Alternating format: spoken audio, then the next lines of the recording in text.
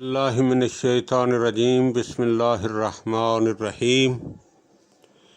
تمام سننے والوں کی خدمت میں میرا سلام پہنچے اور آپ صاحبان کی خدمت میں مسلسل عقائد تشیع کے زیر عنوان بات ہو رہی ہے، اور پہلے توحید، پھر عدل، اور عدل کے بعد نبوت کا بیان جاری ہے، اور آج کی حد تک نبوت کے حوالے سے یہ آخری بیان ہے۔ اور آج کا ہمارا موضوع ہے کہ اتنے اختلافات کی موجودگی میں انسان کیا کرے۔ یہ بات نظر سے اوجھل نہیں رہنی چاہیے کہ پیغمبر اسلام صلی اللہ علیہ وآلہ وسلم اور مسلمانوں، اور پھر مسلمانوں میں بھی طرح طرح کی رائے اور مکاتب فکر پیدا ہونے کے درمیان برسوں کی دوری اور فاصلے کے باوجود مسلمانوں کو اس راہ پر چلنا چاہیے جو اسلام کے حقیقی احکام اور پیغمبر خدا صلی اللہ علیہ وآلہ وسلم کی ہدایات تک پہنچنے کے لیے زیادہ اطمینان بخش ہے، کیونکہ ہر مسلمان کا فرض ہے کہ اسلام کے احکام پر اسی طرح عمل کرے جس طرح وہ نازل ہوئے ہیں، لیکن وہ کس طریقے سے طرح طرح کی رائیوں اور خیالوں کے درمیان اسلام کے اصلی احکام معلوم کر سکتا ہے۔ اور آج کل کے حالات میں جب کہ اختلافات نے تمام احکام کی وسعت کو گھیر لیا ہے، یہاں تک کہ نماز اور دوسری عبادات اور معاملات وغیرہ کے متعلق بھی ایک نظریہ نہیں رہا، اسے کیا کرنا چاہیے؟ کس طرح نماز پڑھے اور عبادتوں، سماجی معاملوں، نکاح، طلاق، وراثت اور خرید و فروخت وغیرہ میں حدود و دیات کے جاری کرنے میں کس رائے اور فتوے پر عمل کرے۔ انسان کے لیے جائز نہیں ہے کہ وہ اپنے بزرگوں کی تقلید کرے اور جس طریقے پر اس کے دوست اور رشتہ دار چل رہے ہیں اسی پر اطمینان کر بیٹھے۔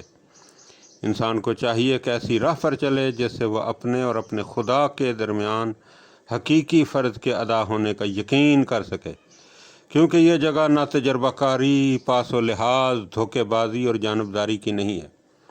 انسان کو چاہیے کہ بہت سے راستوں میں سے ایک ایسا راستہ چن لے جو اس کے عقیدے کے مطابق فرض کی انجام دہی اور اپنے خدا کے درمیانی معاملے سے عہدہ برا ہونے کا بہترین راستہ ہو۔ ایسا راستہ جس پر چلنے سے خدائے بزرگ اس پر عذاب نازل نہیں کرے گا، نہ اس کا جواب طلب کرے گا۔ ایسی صورت میں ایسا شخص کسی آدمی کے اعتراض اور ملامت سے نہیں ڈرتا، جیسا کہ خدا بند تعالیٰ کا ارشاد گرامی ہے، اَیَحْسَبُ الْإِنسَانُ أَن يُتْرَكَ سُدًى، کیا انسان سوچتا ہے کہ وہ بغیر حساب دیے بغیر چھوٹ جائے گا؟ سورہ قیامہ آیت نمبر 36۔ اور اسی طرح ارشاد فرمایا، بَلِ الْإِنسَانُ عَلَى نَفْسِهِ بَصِيرًا، بلکہ انسان اپنے آپ کو خوب جانتا ہے۔ سورہ قیامہ آیت نمبر 14۔ إِنَّ هَٰذِهِ تَذْكِرَةٌ فَمَنْ شَاءَ اتَّخَذَ إِلَىٰ رَبِّهِ سَبِيلًا، یہ قرآن یاد دلاتا ہے کہ جو چاہے خدا کی طرف جانے والا راستہ خود چن لے۔ سورہ دہر آیت نمبر 29۔ اس جگہ پہلا سوال جو انسان اپنے ضمیر سے کرتا ہے وہ یہ ہے کہ معصوم اور پاک اہل بیت علیہم السلام کا راستہ اختیار کروں یا دوسروں کا؟ اگر اہل بیت کا راستہ اختیار کروں تو صحیح اثنا عشری یعنی 12 اماموں کے ماننے والے تشیع کا راستہ یا دوسرے تشیع کا راستہ؟ اور اگر اہل تسنن کا راستہ لیا تو ان کے 4 مذہبوں یعنی فقہوں میں سے کس فقہ کی تقلید کی جائے، یا پھر ان کے علاوہ دوسرے کسی متروک مذہب کی پیروی کی جائے؟ یہ سوالات ہر اس شخص کے سامنے آتے ہیں جو ارادہ اور اختیار رکھتا ہے اور جسے سوچنے کی آزادی ہے، تاکہ مضبوط اور اطمینان بخش بنیاد ہاتھ آ سکے۔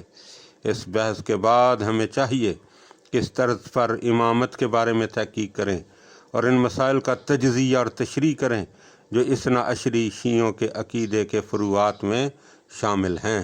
اللہم صلی علی محمد و آل محمد وعجل فرج آل محمد۔ تمام مومنین کا شکر گزار ہوں جو مسلسل گفتگو کو سماعت فرما رہے ہیں۔